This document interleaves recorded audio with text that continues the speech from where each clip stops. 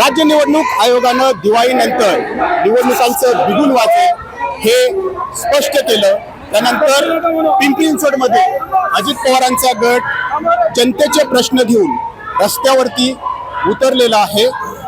Development plan महानगरपालिकेनं 3 महिन्यापूर्वी सादर केलेला आहे, परंतु यामध्ये अनेक नागरिकांवरती अन्याय झालेला आहे, चुकीची आरक्षणं पडलेली आहेत आणि त्यांना न्याय मिळवून देण्यासाठी राष्ट्रवादी काँग्रेस पार्टी म्हणजेच महायुतीतला सत्ताधारी पक्षाचा एक घटक पक्ष आहे आणि तो रस्त्यावरती उतरलेला आहे आणि या सगळ्यांना न्याय मिळवून देण्यासाठी त्यांच्याकडून प्रयत्न केले जात आहेत। दरम्यानच्या काळात निवडणुकांची सुद्धा हालचाल सुरू आहे। शहराध्यक्ष आहेत आपल्यासोबत। निवडणुकांच्या बिगुल वाजलंय, हालचाली सुरू झाल्यात, त्यानंतर तुम्हाला जाग आलेली दिसते, कारण 3 महिन्यापूर्वी डेव्हलपमेंट प्लॅन सादर झालेला आहे। 3 महिन्यापूर्वी आम्हाला काय अधिकारच नव्हते, कारण हा प्लॅन प्रसिद्ध झाला 14 मेला आणि 14 मे ते 14 जुलै हा 2 महिन्यामध्ये जेव्हा प्रसिद्ध झाला त्यावेळेला सगळे जागे झाले, राष्ट्रवादी नाही, भाजप, सेना, सर्व पक्ष। त्यामुळे आम्ही आधी सांगताना सांगितलेलं आहे की हा जो आंदोलन आहे, हे जे आंदोलन आक्रोश आंदोलन आहे, हे प्रशासनाविरुद्ध आहे, नगररचनाविरुद्ध आहे, कारण त्यांनी डोळे झाकून हा प्लॅन मंजूर केलेला आहे। यामध्ये कोणताच राजकीय पक्ष समावेश नव्हता, लोकप्रतिनिधी नाही आहे, त्याच्यामध्ये प्रशासकीय राजवट आहे। आणि आपण पाहिलं असेल की आमच्याच मित्र पक्षामध्ये म्हणजे आम्ही महायुतीमधले जे भाजपचे आमदार आहेत त्यांनी सुद्धा विधान परिषदेमध्ये किंवा विधानसभेमध्ये त्यांनी पण आवाज उठवलेले आहेत, परंतु ह्याचा जास्त अभ्यास केल्यानंतर, कारण त्याची प्रक्रियाच अशी आहे की 2 महिन्याचा अवधी हा तुम्हाला सजेशन ऑब्जेक्शनसाठी असतो। ते ऑब्जेक्शन आम्ही घेतले, त्या ऑब्जेक्शनमध्ये साधारणतः 50,000 ऑब्जेक्शन ऑफलाईन झालेत आणि 5 ते 6,000 हे ऑनलाईन झालेले आहेत। अशात साधारणतः 56,000 हरकती ह्याच्यावर झाल्या। एवढं म्हणजे खूप मोठा अन्याय या ठिकाणी नागरिकांवरती झाला दिसतो, चुकीची आरक्षणं पडलेली आहेत। मागच्या महिनाभरापूर्वी मुख्यमंत्री देवेंद्र फडणवीस इथं आले होते, चरुलीचा टीपी प्लॅन त्यांनी ऑन दी स्पॉट रद्द केला। अजितदादा तर पालकमंत्री आहेत, सत्तेत आहेत, मग त्यांचं चालत नाहीये काही? नाही, याच्यामध्ये प्रशासनाने नागरिकांचं वाटोळ केलेले या शब्दामध्ये या ठिकाणी तीव्र निषेध करतोय। कारण याच्यामध्ये पाहिलं तर मुख्यमंत्र्यांनी जर चरुलीचा टीपी प्लॅन लगेच जागच्या जागी जर ऑन दी स्पॉट फैसला म्हणून बातम्या पण आल्या होत्या त्यावेळेला, ते जर करू शकतात तर मग अजितदादा काय डीपी प्लॅन रद्द करू शकत नाहीत? नाही, आमची हीच अपेक्षा आहे की आता राष्ट्रवादी काँग्रेस पक्षाच्या वतीनं मुख्यमंत्री या ठिकाणी 100% राष्ट्रवादीच्या बाजूने निर्णय घेतील, हा डीपी रद्द केलाच पाहिजे, ही आमची मागणी आहे। मी याच्यावर उत्तर देऊ इच्छितो आपल्या प्रश्नावर।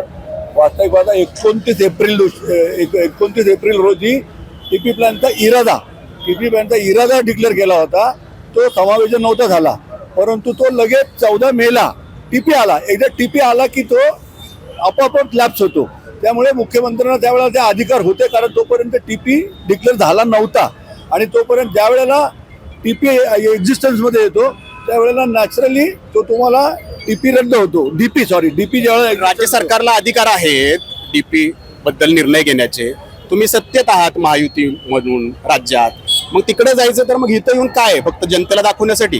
जनतेला दाखवण्यासाठी नाही, जनतेच्या प्रश्नांचा आम्हाला जिव्हाळा आहे। जनतेचे प्रश्न उद्या ते रस्त्यावर येतील, कारण असं सांगितलं गेलं, कारण ज्या वेळेला आमच्या महायुतीत ह्याच्यामधले भारतीय जनता पार्टीच्या आमदारांनी, अण्णा बनसोडे वगैरे पण ह्याच्यावर प्रश्न उभारले, परंतु त्यावेळेला असं सांगितलं गेलं की त्यामध्ये दुरुस्ती करू, पण दुरुस्ती हे मला वाटत नाही शक्य आहे, कारण चुका थोड्या असल्या तर दुरुस्ती होतं, 100 पैकी जर 80 चुका झाल्या तर त्याला दुरुस्ती कशी होणार? त्यामुळे ही मागणी आहे आम्हाला महायुती सरकार म्हणजे देवेंद्र फडणवीस साहेबांना, अजितदादांना आणि शिंदे साहेबांना। आमची ही मागणी आहे की खूप घोर अन्याय झालेला आहे, दलितांवर झालेला आहे, इंडस्ट्रीवर झालेला आहे, गोरगरिबांवर झालं आहे, आमच्या सिंधी कॅम्पच्या निर्वाचित लोकांवर झालेलं आहे, त्यांना पुन्हा उडवायचं काम ह्यांनी केलेलं आहे।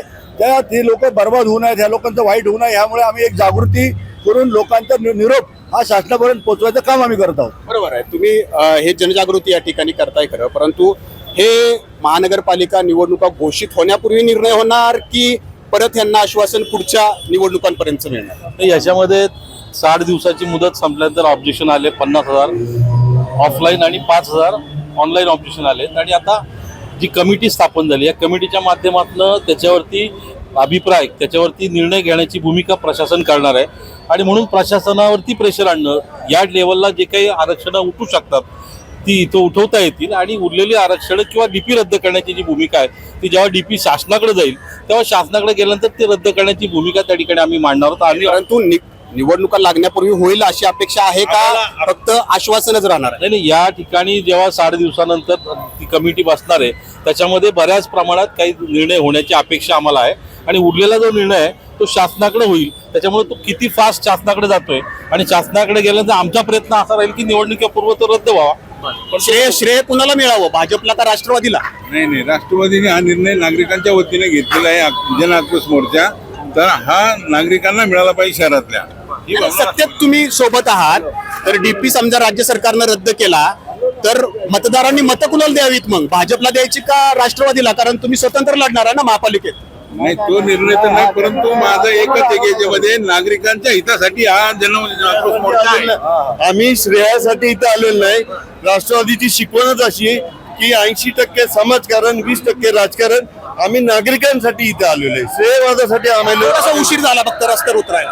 नाही, उशीर नाही झाला, राईट टाइम आहे. आणि सगळ्यात महत्वाचं की जिथे लोकल बॉडी नसताना घेतलेला हा निर्णय त्याचा निषेध करण्यासाठी आम्ही इथे आलेलो आहे. तर पिंपरी चिंचवड महानगरपालिकेनं जो डीपी सादर केलेला आहे त्यात नक्कीच अनेक त्रुटी आहेत. त्यामुळं जिथे चुकीचे आरक्षण पडलेत त्या नागरिकांना न्याय नक्कीच मिळाला पाहिजे. मात्र तो न्याय नेमका मिळणार कधी? कारण हे आता महायुतीच्या सत्तेतला पक्ष आहे, भाजप सुद्धा महायुतीतल्या सत्तेत आहे.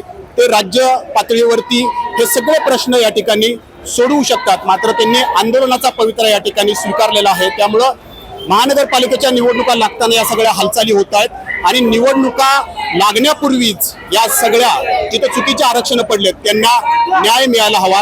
अन्यथा मतदारांच्या हातात सुद्धा या सत्ताधाऱ्यांचा न्याय निवाडा करण्याची संधी असणार आहे. नाजिम मुल्ला, एबीपी माझा, पिंपरी चिंचवड. एबीपी माझा, उघडा डोळे बघा नीट.